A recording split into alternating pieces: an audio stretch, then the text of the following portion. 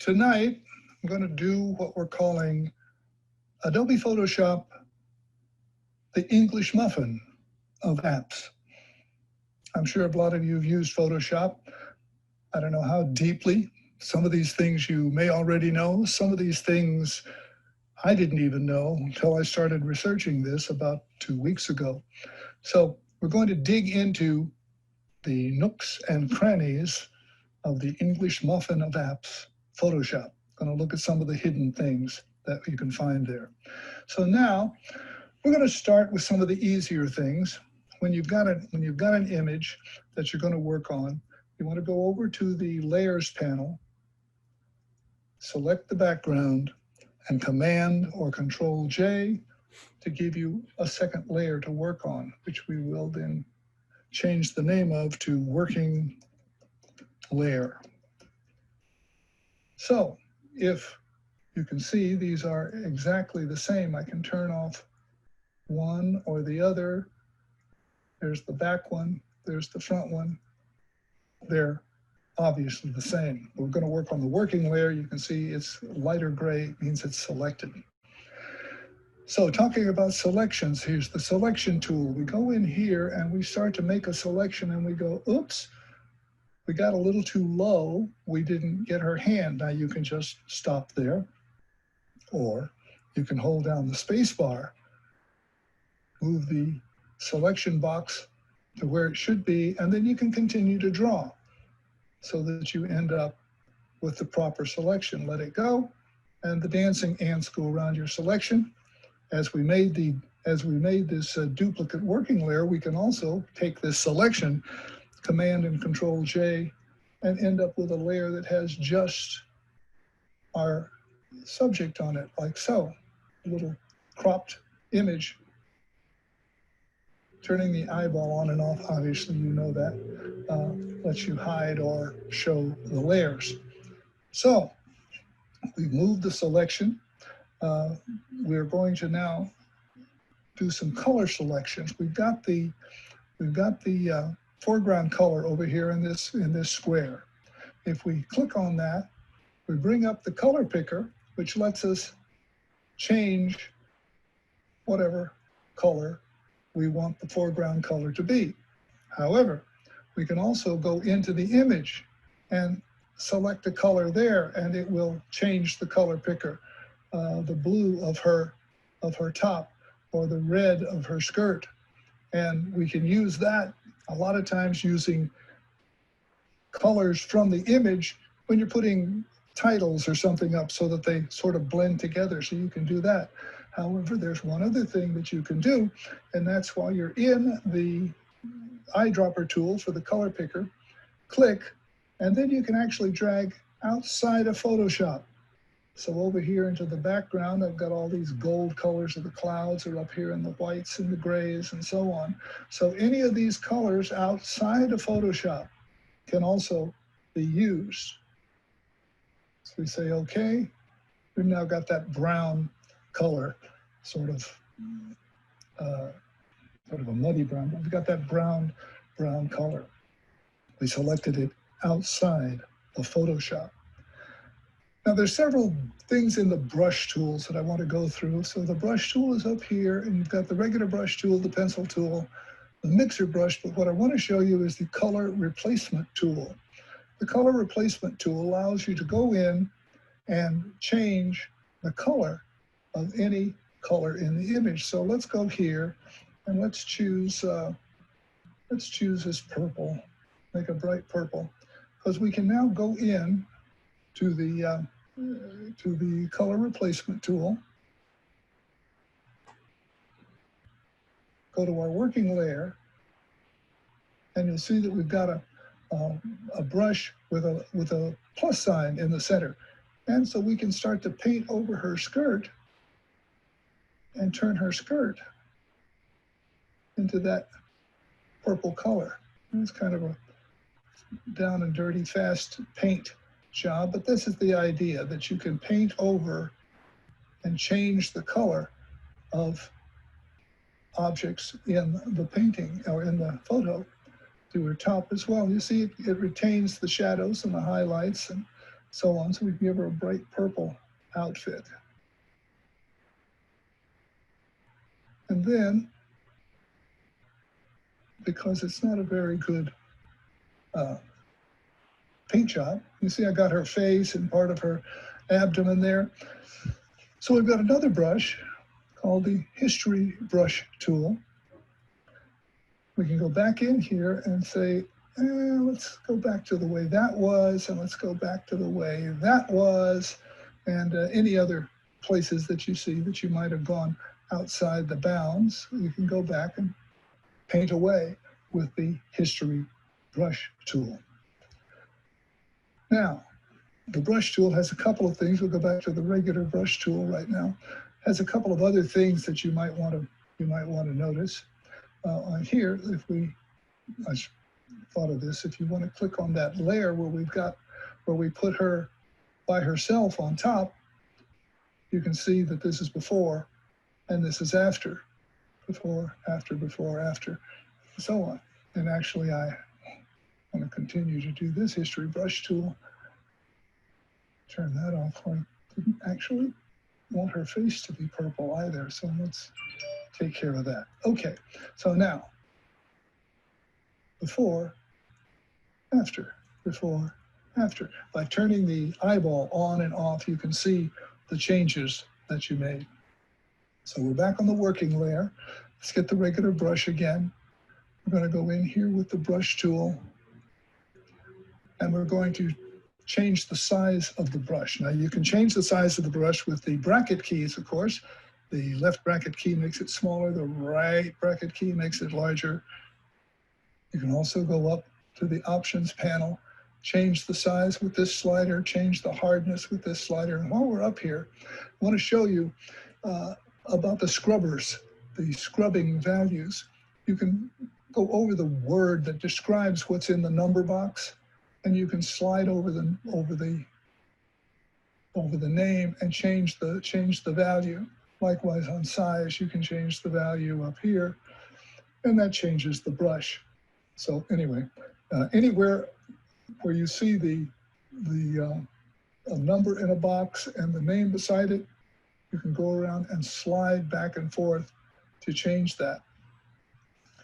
All right, now let's get rid of this one. Let's go here. We can put her back in the image that way, or we can go back here to the working layer, and we can do Command or Control Z and back up through all the changes that we made.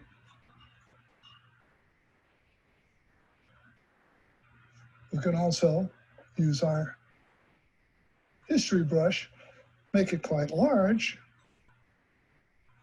and simply go in and paint away all the things that we just did.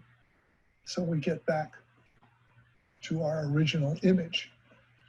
We can go away over here and take the top layer tool and throw that away, that extra little cropped image that we put in there. Now, we've been changing the size again with the bracket keys, smaller with the left, larger with the right, but there's another way to do that, and that is if you have the brush tool selected, let's get the regular brush tool selected, and you hold down the Control and Option keys on the Mac, or the Alt and the right click on the PC, you'll get, and then you click where your brush is, you'll get this little box that pops up that tells you the brush is 213 pixels at a 72% hardness and 100% opacity. If you slide sideways, left or right, you can change the diameter of your brush. And if you go up and down, you can change the softness of the brush. So you can, without leaving your image, you can go in and change your brush size. It's just another way of doing the very same thing, except that here, besides using the bracket keys to get larger and smaller, you can also change the softness of your brush. Okay, that's called a heads-up display, by the way, you know, the jet fighters and where they can look out through the windshield and still see all of the dials and controls they need to see. That's a heads-up display. Some cars have it now too. Anyway, there's also a way to decide on the color without going over and connecting, or clicking is the word I'm trying to find somewhere in this jumble. Clicking on the color, foreground color. If you go over here and you hold down the Control, Option, and Command on the Mac, or Shift, Alt, and right-click on the PC, click in the image and you get the color picker. So you can select the color, go through the hue around the outside, and you can see that it changes our foreground color. So it's Control, Option, Command on the Mac, Shift, Alt, and right-click on the PC, and you get the color picker. All right, let's move on. We're going to look at something else that's interesting. Let's say that we take this working layer here, and we, I just do anything. Let's take this color, and let's take the brush. That's okay, that color. Let's take the brush and just, paint a big blob in here, okay? Now, we can go in and just turn that, turn that layer off, or we can go over here to File, Revert. So we've done a lot of things and we didn't like how it's come out. Let's just go back and start all over again, hit Revert. And it takes us back to just our background image, just exactly like it was when we brought it in the first place. So it's an escape key. Command or Control Z also steps you back through all the changes that you made. But sometimes there's just so many of them that you just want to say, I give up, I'm going to start over. So let's go over here to background, Command or Control J, call it working layer again, and reset. All right, we did it before. Let's take this working layer and let's just take our brush and let's make it the opacity 20%. And let's go here and give us a nice light blue. And let's paint over the whole picture just to show you. Let's say we wanted to change the whole mood into this kind of bluish, winterish kind of look. Well, okay, we've done that.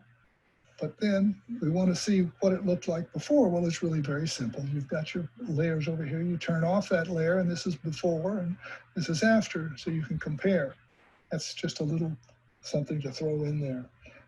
You've also got all of these blend modes up here. If you pop down the blend modes, you can see all of the modes, and you can just run up and down and see what they do. Okay, so now we've got our image, and we like the way it's turned out here. So what we're going to do is go over here to this little, we call these little menus the hamburger menus because they're stacked up, and we're going to, you can't really see it because I'm not recording that whole part of the screen. However, it does say quick export as JPG. So what you do is you click that, and boom, it will put a working layer as a JPEG in the same folder that the original picture was. So if we save, we just made a very quick working layer. That would be the blue one, the working layer. And if we had other layers that we wanted to use, we could take the background layer and the working layer and Command G. Unless I do this, I have to turn that to a regular layer. You click the little lock and background becomes layer 0. Shift to select both layers, Command G makes a group, and then you can take that whole group and export as a JPEG. Boom. And it comes over here as group 1 JPEG and save. So if you want to have a quick way to look at all of your pieces, you can simply do the quick export.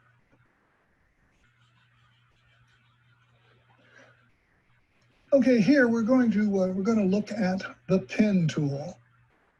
So if we take the pen tool, select it, come out here, we want to follow this line here, and that's not particularly easy because if you have just the regular pen tool, you have to click a point, drag out a direction, click another point, drag out another direction, click another point, drag out a direction, and then change the handles because we're trying to go around that curve. Then you can see that this gets kind of tedious trying to follow. This is how you draw in Illustrator, but it's kind of tedious, as you can see, not all that easy.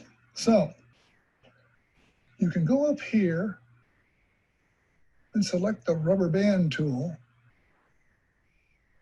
and use the curvature tool here. And now watch, if I click here and drag out and click this point here, it shows me where my line's going to be, so I can pull this down to here, pull it on out, put another point here. It shows me where I'm supposed to be curving these lines. Makes it a little bit easier. Still, it's not my favorite way to draw, but that's the rubber band tool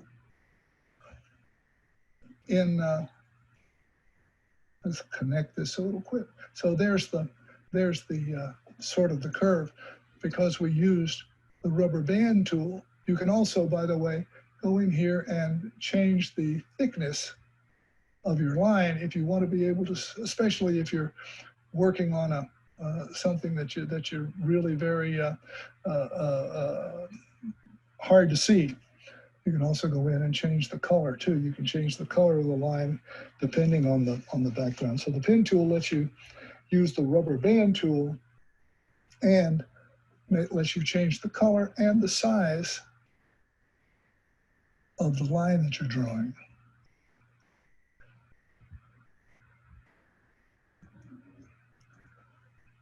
One other thing, I just thought of this about the pen tool. You get the regular pen tool. We can delete that one. Now, if we go in here and we click here, we go out and we want to place this point there, but we don't like where we put it. It's not exactly in the right place. If you hold down the space bar, you can move that point before you commit it to the spot. So we're out here. Let's say we put one out here, but we didn't like it out there. It really needed to be up here. Hold down the space bar, move it around, and so on. So that's just another way of the spring-loaded tools. Even with the pen tool, you can use the space bar to slide around and change the point before you commit it. Sort of like playing chess. You make a move with chess, but if you don't take your finger off of the piece, it's not an official move until you take your finger off of it. Kind of the same with these dots. You can move it around, but until you let go of the space bar, it's not an official move. Okay, let's do something else. Let's look at, let's get rid of this. Let's look at this. I like this one. All right, we've got this building, and we're going to use the Vanishing Point tool. And what we need to do before we do that is I'm going to have to go over here and find, here we go. This is the banner for the top of my magazine, but if I Command All and then Command or Control C to copy it.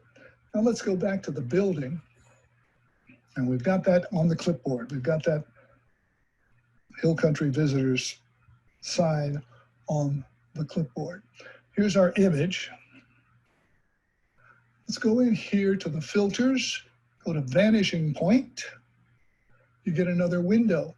That window allows you to go in and say, I want to do this plane right here, from here to there, to the top corner there, to that corner there. I've put a grid there now that matches the perspective that we have. Actually, it doesn't do it perfectly well, so let's undo that and start over. Let's go down here. I'm going to make this right. I'm going to follow that line of windows. There we go. From there to there to the corner to this corner here. Boom. And it's not right because it's red. So I can take this point and if I move that point to its proper position, I get a blue grid. If you get a red line, it means you're not squared up yet. Now, all I have to do is we have the Hill Country Visitor sign on the clipboard. If I do Command or Control V, I paste that into this image. I can now take this image, and if I drag it down to the grid, it drops on. But the size is wrong. So if I select that, here's the sizing tool. I can go out, get it out here so I can see it. Shrink this down so that it sort of fits better. Drop it back in and make it a little narrower. Just make the whole thing a little smaller here. But it's, as you see, it's in perspective. It's dropped in on the side of the building. So now I have a big building for my magazine. Now, the interesting thing is that once it is in perspective, that Photoshop has decided this is the plane that we want to use, so it pastes in the image to that plane. Look, if I take it out of the grid, I can set it up here on top of the building and make it a sign on top of the building if I wanted to. I'll put it back down inside. In fact, it's still a little too tall. Scrunch it down. There we go. Now we've got the whole thing on there. So then I say, okay. We come back to our main image, and now we have a sign on the side of the building. Okay, let's see what else we can do here. Let's go to the thundercloud picture. Now here, what we've got is the horizon is not straight, and it should be. Maybe the camera was tilted a little bit, handheld or whatever. We can go in, let's blow this up just a little, Command or Control plus, get it up here. Let's go in and straighten the horizon using the crop tool, okay? If I go to the crop tool and I say, give me the grid in here, I can now get all my lines that I could use to line this up. If you go to one of the corners, you can then tilt the image till it lines up so that the horizon is more or less straight, something like that. You hit return, and there you have a straight horizon. Okay, now here's a little hidden trick that might help you out. Sometimes you get a photo and you want to whiten the teeth just a little bit, not the super white bleached teeth that you see all over television, but you want to take this photo. She's smiling, it's nice, happy, but maybe just brighten the teeth just a little bit. Here's what we're going to do. We've got your background image here. We're going to go up and we're going to say layer, new adjustment layer, vibrance. Here's the window. The new layer is going to be called vibrance. We're going to say OK. And the vibrance comes up automatically with a mask. We select the mask. We do Command or Control I to invert the mask to black. Black stops everything. White lets it through. We're going to go to the vibrance part of it. We're going to turn the vibrance down to, oh, let's say in the 50 range. Now, if we come back over here and we select our vibrance layer, we can see that it's lightened the entire image, but we have a mask on it. So if we go over here and we use the white to let light through, use our paintbrush here, we can go right in here and paint over the teeth, just the teeth, like so. And just a subtle lightening of the teeth. Here, we'll turn it off. There's before, there's after. Here, let's zoom in here a little bit. There's after, there's before.